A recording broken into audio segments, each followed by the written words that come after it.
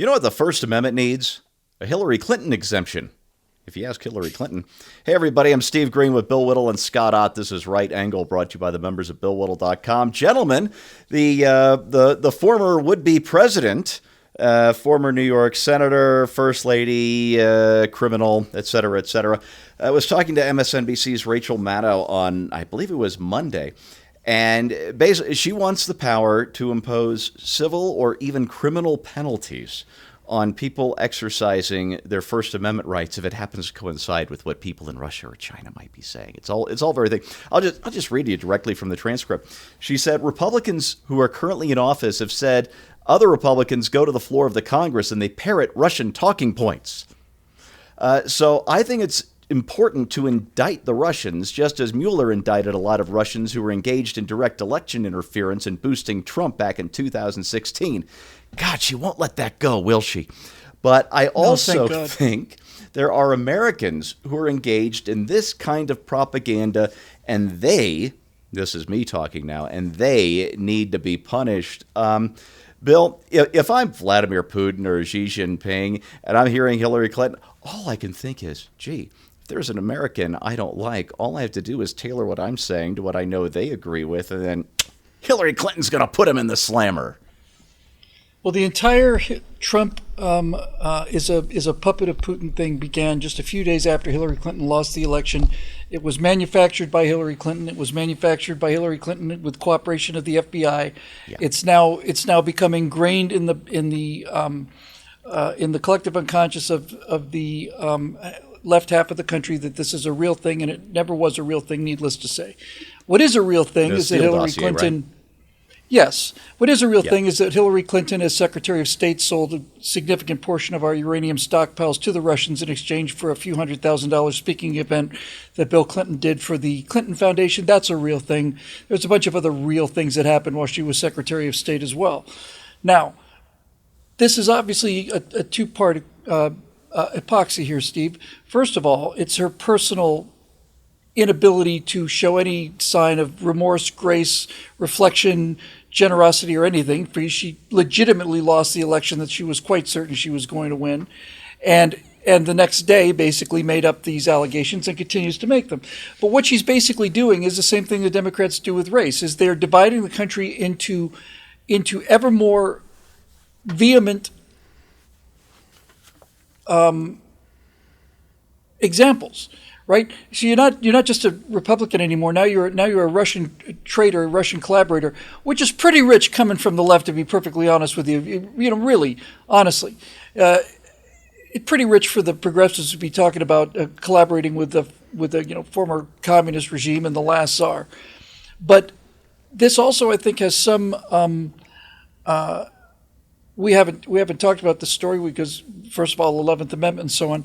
But you're probably aware that that one of the talking points now is that a number of conservative commentators in a company, was it Tenet Communications? Tenet, yeah. So apparently, some fairly big names, Dave Rubin and Tim Pool and a couple of others had received some money from somebody who did know that the money was coming from a somewhat shady source. I forget this woman's name, and she used to work for RT, the Russian television network. And apparently the purpose of this was designed to sling mud on conservative commentators. It was designed to say that anybody who's a conservative, who's opposing the liberal Democratic Party line, is a Russian collaborator. And that's why they spent measly, a couple $1 million to basically tarnish the reputation of conservative commentators. In other words, we're all being paid by Putin.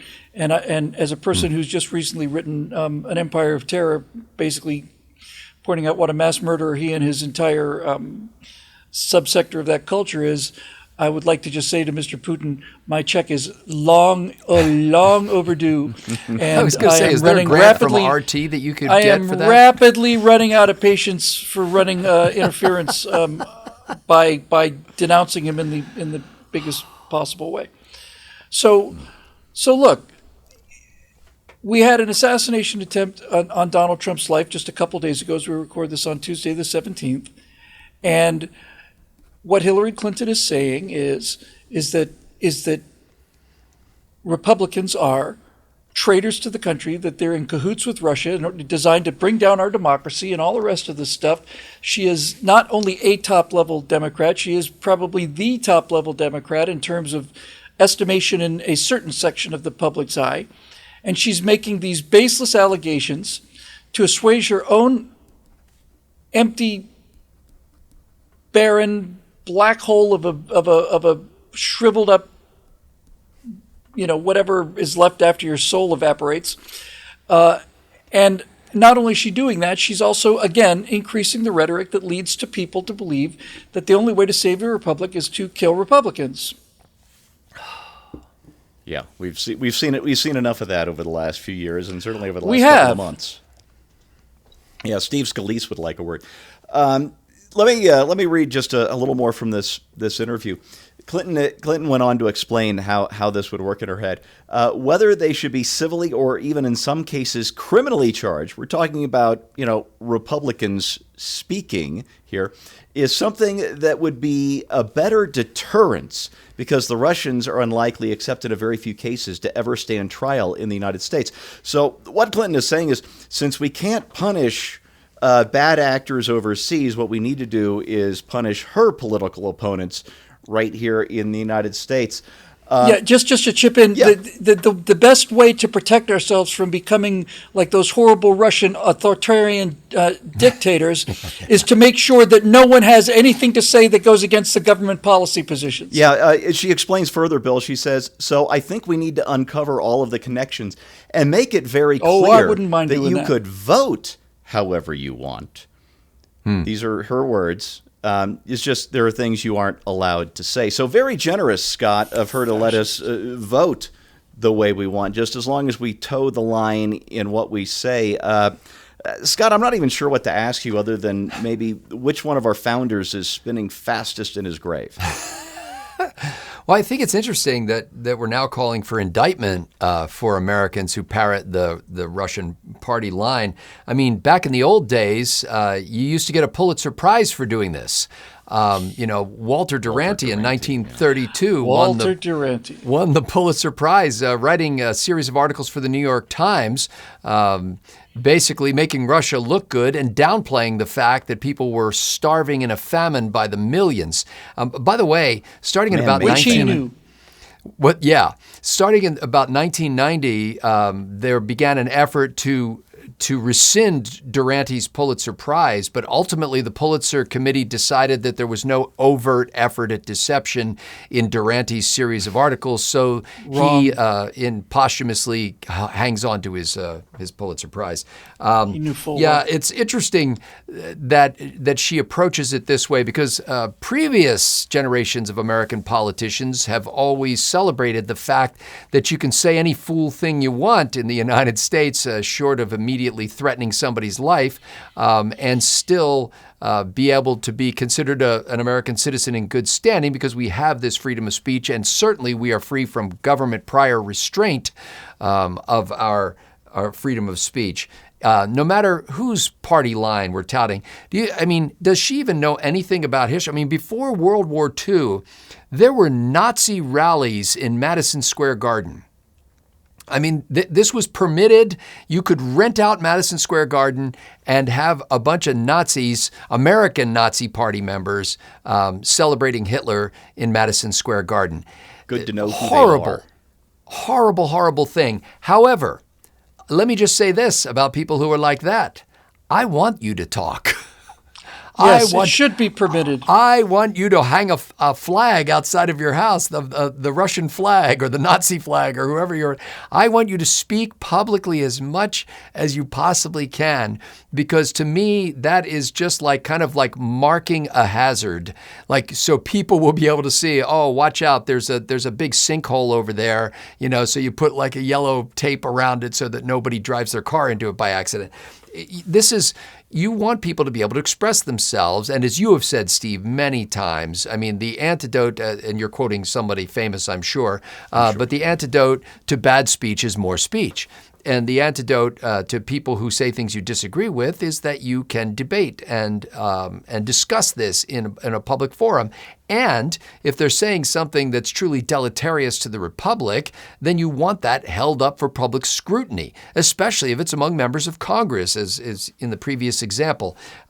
So I don't know if Hillary Clinton wants a large language model AI machine to start combing through her previous statements to see if it can find anything worthy of indictment. But I just, first of all, I must say, and this is the last thing I'll say, when you introduced this topic, my first thought was, Hillary Clinton is still alive?